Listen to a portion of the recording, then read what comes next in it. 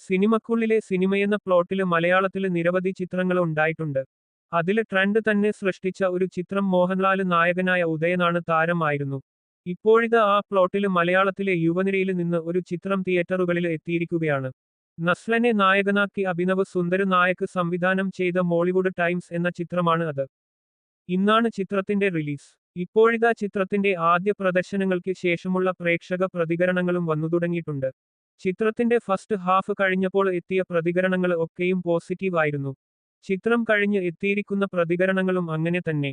നിങ്ങൾ ഒരു സിനിഫൈൽ ആണെങ്കിൽ ഒന്നും നോക്കണ്ട, കണ്ണും പൂട്ടി ടിക്കറ്റ് എടുത്തോളൂ. ഒരൊന്നൊന്നര സംഭവമാണ് അഭിനവ് സുന്ദർ നായക് എന്ന സംവിധായകൻ എടുത്തു വെച്ചിരിക്കുന്നത്. ചിലരൊക്കെ കൈ വെക്കാൻ ഗട്സ് കാണിക്കാത്ത തരമൊരു സബ്ജക്ട് എന്നാണ് നിഖില് രാജ് എന്ന പ്രേക്ഷകന് മൂവി സ്ട്രീറ്റ് ഗ്രൂപ്പില് കുറിച്ചിരിക്കുന്നത്.